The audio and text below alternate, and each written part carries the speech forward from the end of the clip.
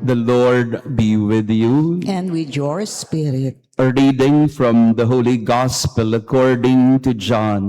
Glory to you, O Lord. When it was evening, the disciples of Jesus went down to the sea, embarked in a boat, and went across the sea to Capernaum. It had already grown dark, and Jesus had not yet come to them. The sea was stirred up because a strong wind was blowing. When they had rowed about 3 or 4 miles, they saw Jesus walking on the sea and coming near the boat, and they began to be afraid. But he said to them, "It is I, do not be afraid." They wanted to take him into the boat, but the boat immediately arrived at the shore to which they were heading.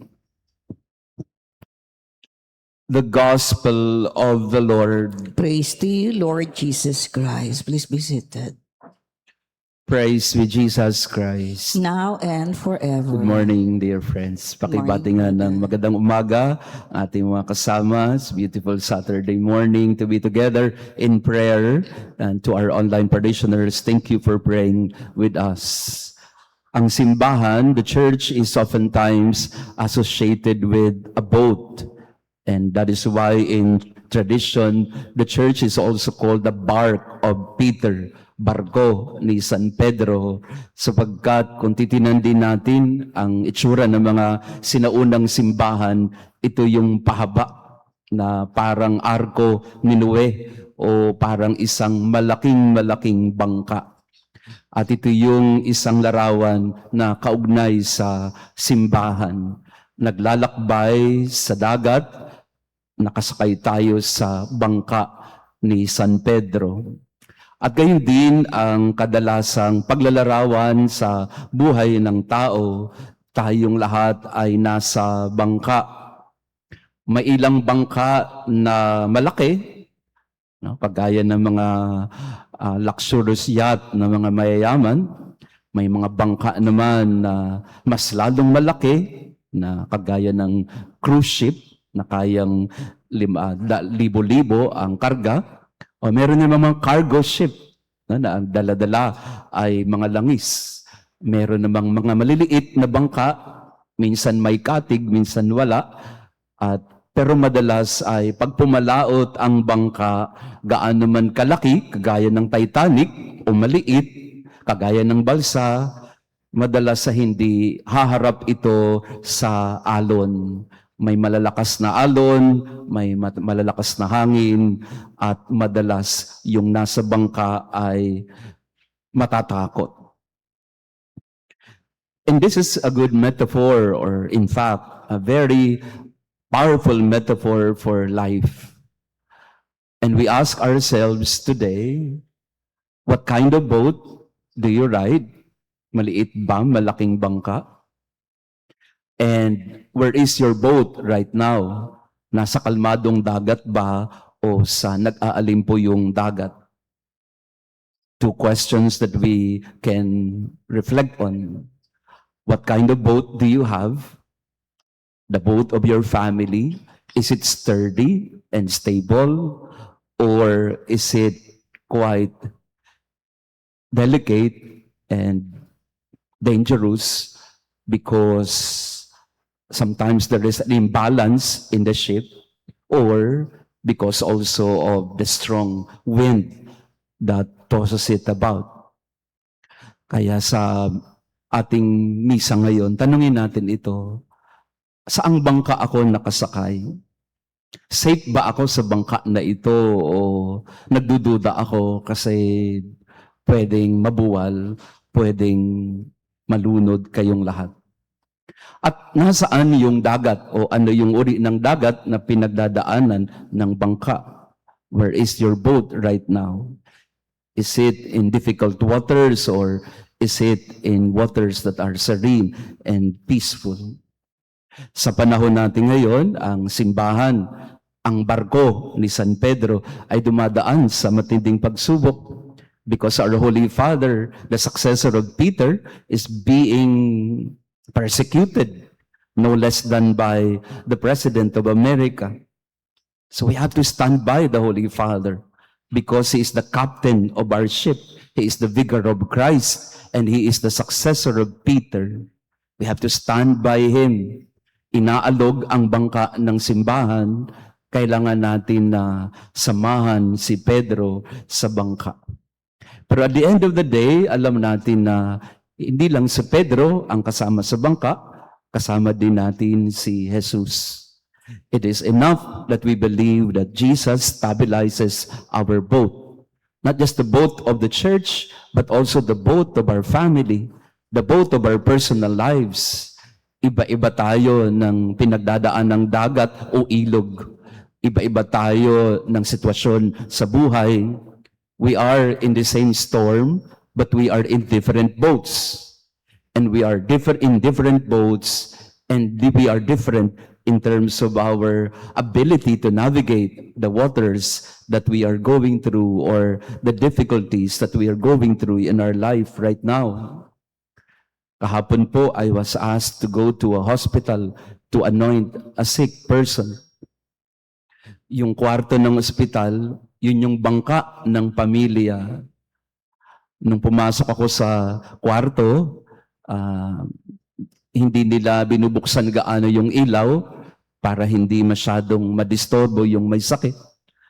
Pero pagpasok ko pa lang sa kwarto ng ospital, alam mo yung bangkang ito ay nagdadaan sa matinding alon. Everyone inside the room was quiet. Everyone was in a way on the verge of crying. And when we had our prayer and anointing, all of them were crying because their mom is seriously ill. At ramdam mo yung gumigewang-gewang na bangka sa loob ng kwarto ng ospital. Alam mo na may pinagdadaan ng matindi ang pamilya. Ramdam mo na ang bangka nila ay being severely threatened to sink because of the possibility of losing a loved one. One time, I was invited to give a talk sa SMX, sa may MOA.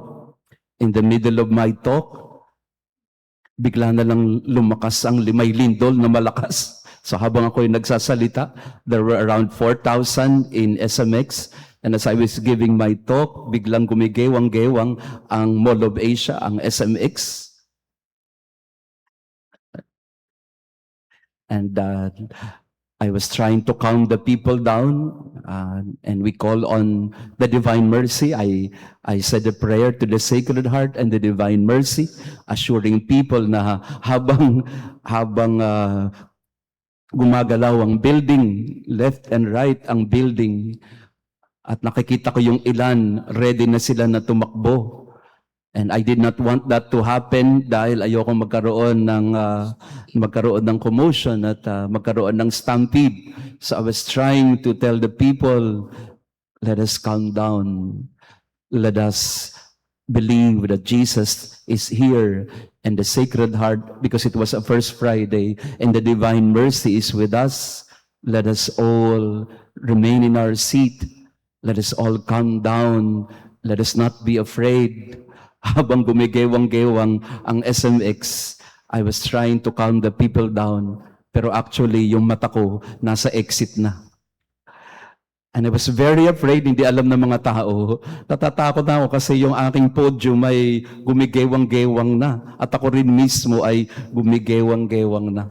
There was so much fear inside me, but I don't know what happened, but I kept on praying and calling on the Divine Mercy, calling on the Sacred Heart, until eventually the earthquake passed and everyone was still in their seats. It was a very visceral experience of being threatened. Your boat is being threatened and it is swaying left to right. And anytime it could give in. Many times this is our experience in our life. Gumigewang-gewang ang bangka at malapit ng lumubog, and we are afraid of sinking. But Jesus tells us in the gospel today, do not be afraid. It is I. Maraming beses ang takot natin talaga ay hindi sa labas. The greatest fear that we have is not what is happening outside of us. The most difficult fear to handle is the fear that is happening within, the earthquake that is within, the storm that is within.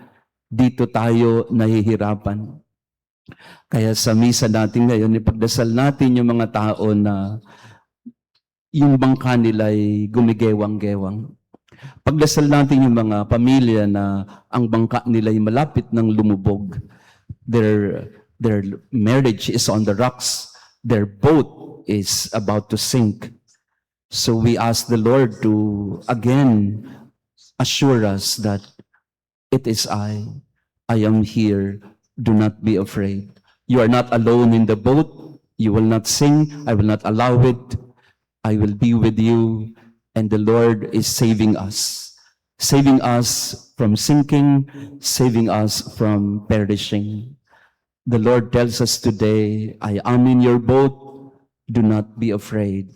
Even if the storm is so strong, even if the waves are so high, even if the fear is so great, be assured that it is I, the Lord says, do not be afraid. Andito ako sa gumigewang at lumulubog na bangka at hindi kayo mapapahamak. Praise be Jesus Christ. Now and forever. Let us pray. We have partaken of the gifts of this sacred mystery, humbly imploring, O Lord, that what your Son commanded us to do in memory of him may bring us growth in charity through Christ our Lord. Amen. Maraming salamat sa inyong pagdalo sa ating banal na misa. Thank you for coming to Mass. Lalo na, I'd like to acknowledge our kids from Asilo. Thank you for being here. At syempre, sa likod po, tingin po kayo doon sa naka-blue. Ayan, poging-poging pari, galing po ng Palawan. Si Father Mon Camacho, parish priest po ng Liminangkong sa Palawan. At thank you, Father Mon, for being here. Sa mga may birthday celebrants din, syempre, tayo po ay mag-greet sa mga Attorney Mike, birthday mo ba ngayon? Happy birthday. To all of you who are celebrating their birthdays. Again, we would like to invite you April 22. Bibisitahin po tayo ng relic ni Saint Charbel, the Lebanese monk na napakaraming attributed miracles of healing. So you are invited. April 22 po, darating dito yung relic sa atin pong parokya. April 25 naman, we will have our Easter recollection as well as the gathering of the young people for the World Prayer for Vocation. We will announce the details later. But ngayon pong April 22, you are invited for a Mass, votive Mass for Saint Charbel. The Lord be with you. And with your spirit. And may our loving God bless you and your family, the Father, the Son, and the Holy Spirit. Amen. Our Mass has been offered. Go in peace to love and serve the Lord. Thanks be to God.